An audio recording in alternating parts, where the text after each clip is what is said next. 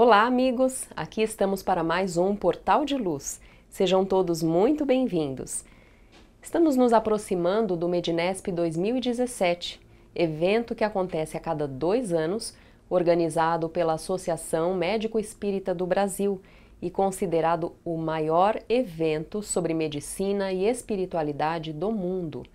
Recebe palestrantes nacionais e internacionais que colaboram com as suas pesquisas e palestras sobre a rotina do médico que busca a cura integral do seu paciente. No programa de hoje, vamos falar sobre uma das palestrantes do Medinesp 2017. Antes, para começarmos o nosso programa, vamos elevar os nossos pensamentos ouvindo a prece na voz do nosso Chico Xavier.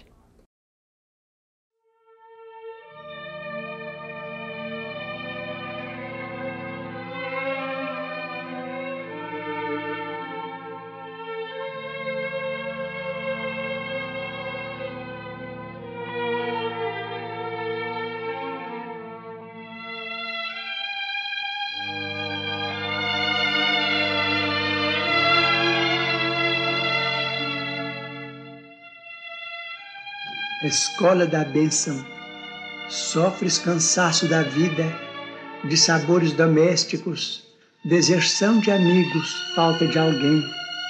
Por isso acordaste sem paciência, tentando esquecer. Procuraste espetáculos públicos que te não distraíram e usaste comprimidos repousantes que não te anestesiaram o coração. Entretanto, para teu reconforto, pelo menos uma vez por semana, sai de ti mesmo e busca na caridade a escola da bênção. Em cada compartimento aprenderás diversas lições ao contato daqueles que leem na cartilha das dores que desconheces. Surpreenderás o filme real da angústia no martírio silencioso dos que jazem num catre de espinhos sem se queixarem, e a emocionante novela das mães sozinhas que ofertam, gemendo, aos filhinhos renascentes a concha do próprio seio como prato de lágrimas. Fitarás homens tristes, suando penosamente por singela fatia de pão, como atletas perfeitos do sofrimento, e os que disputam valorosamente com os animais um lugar de repouso ao pé de ruínas em abandono. Observarás ainda mais os paralíticos que sonham com a alegria de se arrastarem, os que se vestem de chagas esfogueantes, suplicando um momento de alívio, os que choram mutilações trazidas do berço e os que vacilam, desorientados na noite total da loucura. Ver-te-ás então consolado, estendendo consolo, e ajustado a ti mesmo, volverás ao conforto da própria casa, murmurando feliz: obrigado, meu Deus.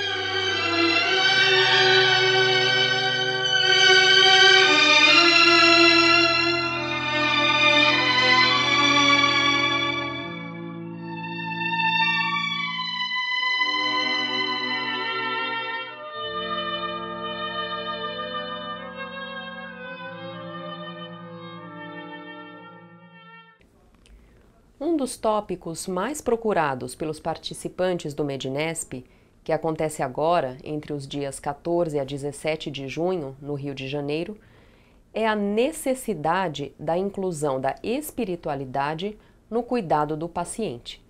Nos dias atuais, é cada vez maior o interesse pela inclusão da porção espiritual no trato do homem como um ser integral. Logo, a religião e a espiritualidade não podem ser menosprezadas nos processos de cura. A doutora Márcia Regina Colaçante Salgado, pneumologista e também membro da Associação Médico Espírita do Brasil e da Associação Médico Espírita de Santos, foi entrevistada pelo jornal Folha Espírita na edição de junho, justamente sobre a importância deste tema. Segundo doutora Márcia, a atenção ao aspecto da espiritualidade vem crescendo e se tornando imprescindível na prática de assistência à saúde. Cada vez mais, médicos e profissionais da área de saúde ficam convencidos da importância da espiritualidade na dimensão real do ser humano. Na sua prática diária, percebem que a saúde vai muito além de simplesmente curar o corpo que se encontra doente. E além disso, eles notam também que muitos dos seus pacientes são religiosos ou espiritualizados e as suas crenças dão significado e propósito para suas existências, provendo apoio até ao tratamento médico. Para estes pacientes, é fundamental serem abordados como pessoas que estão sofrendo e não como um indivíduo que apresenta apenas a dor corporal, como se fosse um enfermo desumanizado.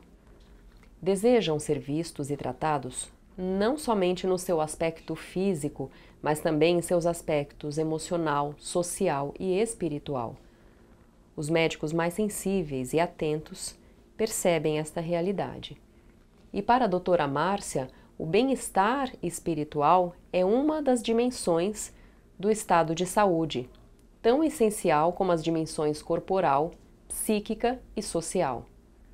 Ignorar esta dimensão significa ignorar os anseios e necessidades dos pacientes, não proporcionando alívio às angústias e sofrimentos existenciais.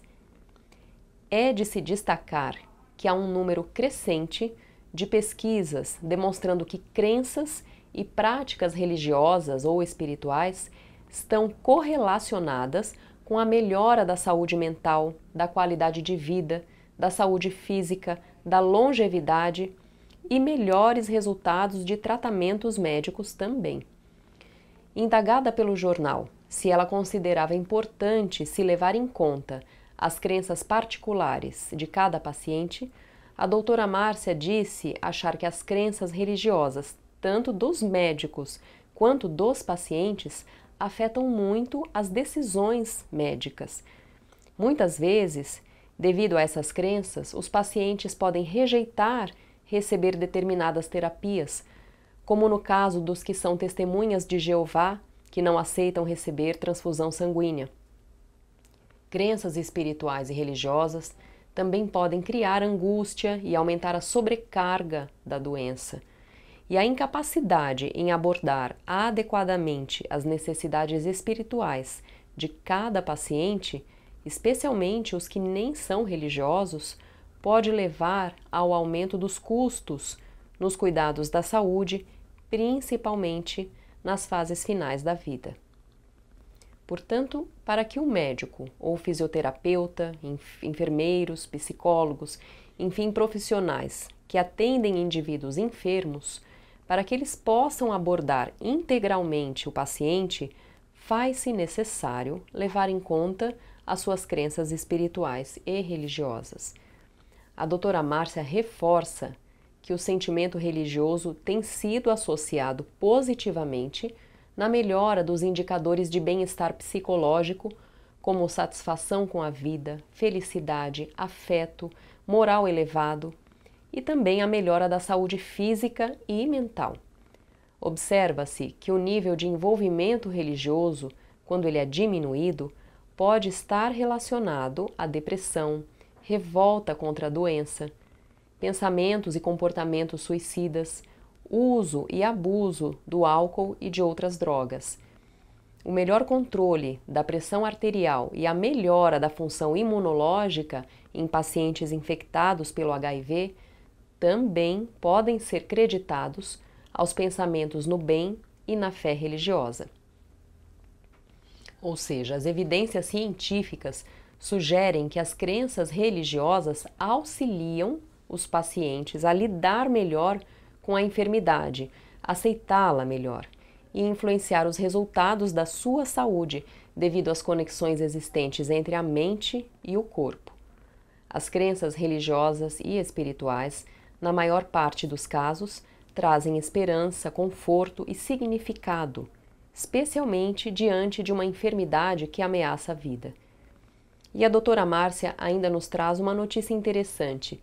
Nos Estados Unidos, a Associação Americana de Cursos Médicos recomenda a incorporação do conhecimento a respeito da espiritualidade e da religiosidade como parte curricular das escolas médicas. Em uma pesquisa realizada por Harold Koenig, que inclusive já participou de edições anteriores do Medinesp, feita com 115 reitores de escolas médicas credenciadas, num total de 122 escolas, 90% delas tinham algum tipo de curso sobre saúde e espiritualidade, mas somente 7% tinham de fato um curso obrigatório sobre o tema. No Brasil, esse é um assunto muito pouco discutido e apenas 10% das escolas médicas ministram a disciplina, segundo um estudo realizado em 2012.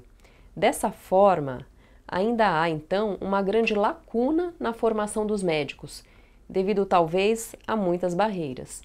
Entretanto, um novo panorama vem se apresentando e observamos um crescente interesse das gerações mais novas que estão se formando na área de saúde e também do público em geral. Um marco recente aconteceu durante o 33º Congresso Brasileiro de Psiquiatria, que foi realizado em novembro de 2015, quando a Associação Mundial de Psiquiatria admitiu a relevância do tema espiritualidade e religião para os problemas de saúde. Segundo a doutora Márcia, vivemos um momento de grande abertura para este assunto e as publicações de pesquisas e artigos, que aumentam a cada ano, demonstram isso. Na prática, ainda estamos muito distantes de oferecer um suporte espiritual efetivo aos doentes. São ainda casos pontuais. Mas, como a própria doutora Márcia diz, a prática clínica, por si só, pode ser espiritual se admitirmos a natureza sagrada de cada pessoa e provermos os cuidados com respeito, gentileza e competência, reconhecendo que tanto o médico como o seu paciente são seres humanos, filhos de Deus.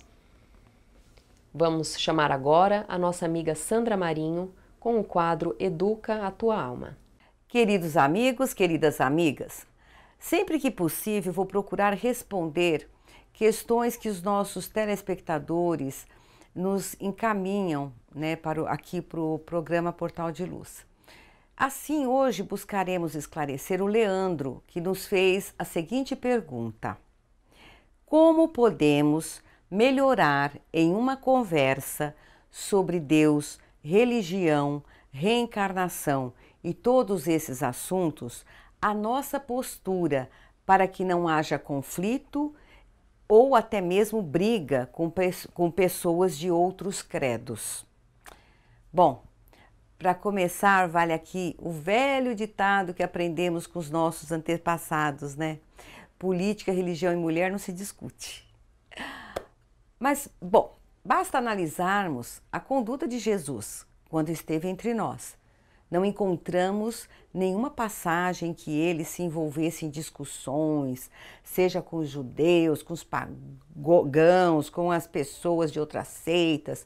Ele não fazia comparações entre as religiões, ele não analisava o credo de ninguém e nem do povo que o escutava às margens do mar Galileu, do rio Eufrates, nos campos e nem nas sinagogas. Ele apenas falava do reino do Pai, no qual haveria lugar para todos aqueles que o seguissem. Jesus não se utilizava de meios persuasivos, deixava que os ouvintes decidissem por si.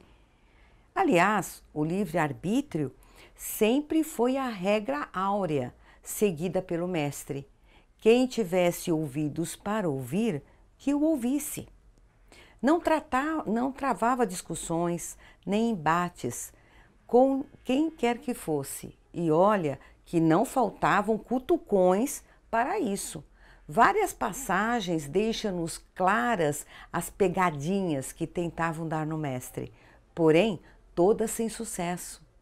Existem muitos livros que estudam profundamente o Evangelho e eu indico um que considero uma das obras-primas históricas mais valiosas neste tema, o livro Boa Nova do Espírito Humberto de Campos, psicografado por Chico Xavier, nos transporta ao tempo em que Jesus peregrinou entre nós, trazendo-nos fatos relatados pelos evangelistas, cheios da realidade e dos sentimentos daquele momento.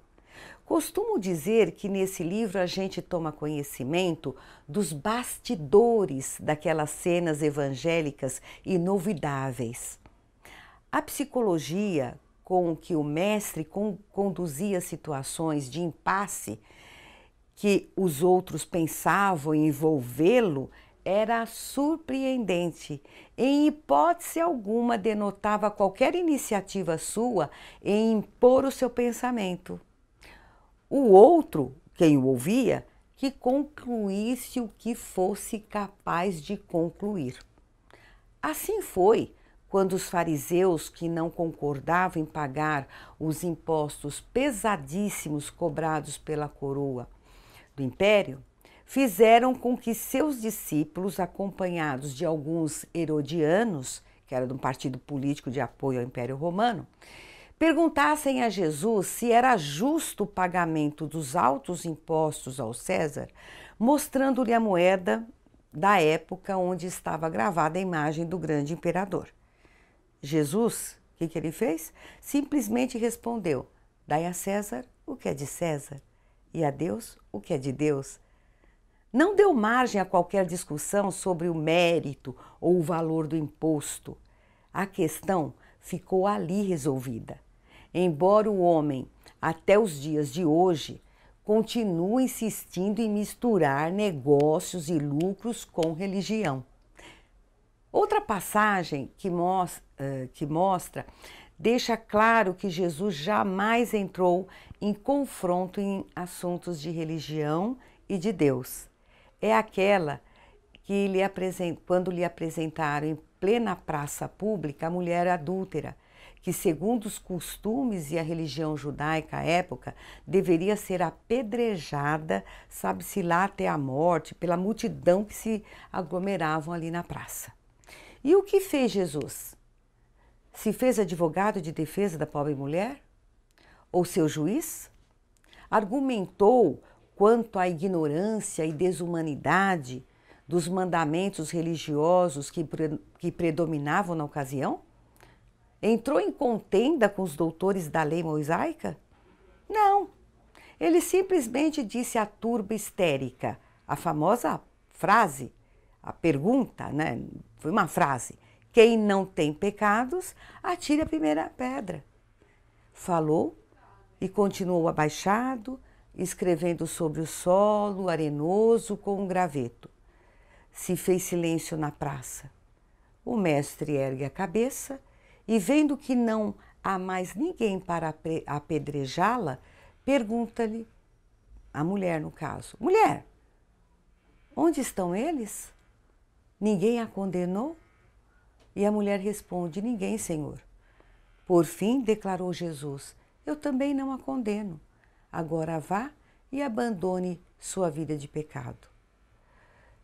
Por mais que estejamos motivados com as claridades que se descortinam no aprendizado da doutrina espírita e, portanto, com uma vontade imensa de compartilhar esses conhecimentos com as pessoas, devemos nos lembrar de uma outra passagem da Boa Nova, aquela que faz uma analogia entre o preparo das pessoas em receber as verdades do Espírito com os diversos tipos de solo nos quais o semeador planta sementes.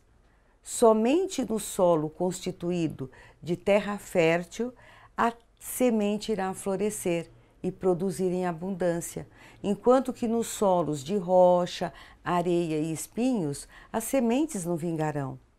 Assim, querido Leandro, é possível conversar sobre Deus, sim, e sobre os temas que constituem o Espiritismo, mas verifique se o interlocutor ou interlocutora está de fato querendo te ouvir para conhecer ou somente para argumentar, criticar ou rebater com questionamentos com a intenção de somente te irritar ou impor o seu ponto de vista.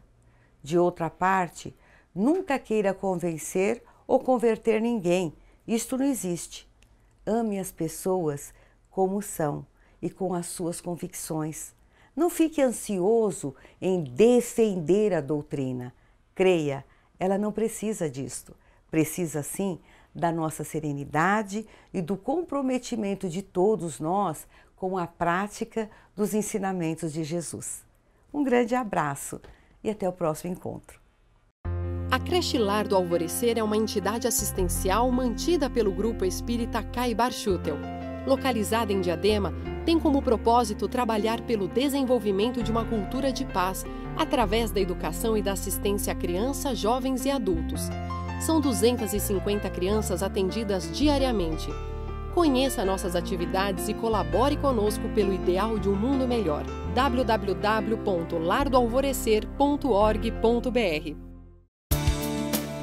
O jornal Folha Espírita, fundado em 18 de abril de 1974, se dedica à divulgação da doutrina espírita. Saiba mais sobre assuntos atuais com o enfoque do espiritismo, além de entrevistas e artigos de diversos colunistas. Você pode escolher na versão digital ou impressa. Acesse e faça sua assinatura. www.folhaespírita.com.br. Agora assistam o nosso amigo Maida com o Momento Doutrinário. Olá, amigos e amigas do Portal de Luz, sejam bem-vindos ao Momento Doutrinário. Trouxemos para a reflexão a lição 3 do livro Mãos Marcadas, na qual André Luiz, Psicografia de Chico Xavier, recomenda-nos que comecemos hoje. Não diga que você pratica as lições do Evangelho simplesmente por debater-lhe os problemas. A palavra edificante é uma bênção do céu, mas, lembre-se, há sonâmbulos do verbo notável sem serem loucos. Falam de maneira brilhante, embora dormindo, e todos podemos sofrer semelhante calamidade. Em nosso testemunho de aplicação com Jesus, é preciso fazer algo. Acorde, pois, trabalhando. Lembre-se, diz André Luiz, de que o próximo espera por auxílio. Mexa-se de algum modo para ajudar. Pinte com o próprio esforço a casa onde você mora, dando-lhe aspecto mais agradável. Lave a louça da mesa que o serviu. Limpe uma ferida que sangra. Apare as unhas de um paralítico. Guie um cego na praça pública. Garanta a higiene onde você estiver.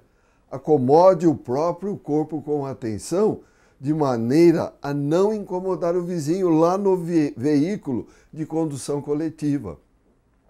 Carregue uma criança de colo para que essa ou aquela mãezinha fatigada descanse por alguns minutos. Costure aos necessitados. Dê um café aos filhos do infortúnio. Distribua com alegria as sobras da refeição. Antes que a roupa supérflua apodreça, entregue-a ao companheiro andrajoso. Reparta o pão com o menino infeliz, que muitas vezes lhe observa o conforto através da vidraça. Plante uma árvore útil. Enderece uma gentileza aos amigos, procurando sempre ocultar-se. Estenda braços fraternos, ainda mesmo por um simples momento, aos que forem surpreendidos pela enfermidade na rua. Adquire um comprimido balsamizante para o irmão que acuse dor de cabeça. Faça o favor de transportar espontaneamente os pequeninos fardos que pesam nas mãos alheias. Confie um livro nobre à circulação no ambiente doméstico. Ofereça uma flor ao enfermo. Preste com bondade a informação que lhe solicitam. Dê algum dinheiro em favor das boas obras, sem a preocupação de fiscalizar. Comecemos agora. Não creia que o barulho de fora consiga despertar-nos. Ante a pressão externa, mais se esconde a tartaruga na carapaça. Entretanto, o ruído de nossas próprias mãos no trabalho construtivo renova-nos a mente. Hoje, você enriquece o serviço do Senhor com alguma coisa. Amanhã, porém, o serviço do Senhor será tesouro crescente em seu caminho. Obrigado mais uma vez pela sua companhia, saúde e paz e até o próximo encontro. Vamos encerrando por aqui, lembrando a todos que daqui a pouco mais de um mês estaremos presentes no maior evento de medicina e espiritualidade do mundo, o Medinesp, entre os dias 14 a 17 de junho. O tema será Ciência, Saúde e Espiritualidade, construindo práticas e desenvolvendo saberes. O evento terá abertura com Divaldo Franco e irá abordar inúmeros temas e pesquisas interessantes apresentadas por palestrantes que trabalham o aspecto espiritual do paciente na sua rotina médica. Acessando o site do evento, www.medinesp2017.org.br, vocês ainda podem fazer as suas inscrições e reservas online, além de saber a lista completa dos palestrantes nacionais e internacionais e também todos os temas que serão abordados. O evento acontecerá no Centro de Convenções Rio Centro, localizado no bairro do Jacarepaguá, na cidade do Rio de Janeiro. E estão todos convidados, sejam ou não profissionais da área de saúde. E mandem as suas sugestões para o nosso programa. O nosso e-mail é portaldeluz@folhaespirita.com.br. Estamos aguardando a sua mensagem. Obrigada pela sua companhia e tenham todos uma ótima semana.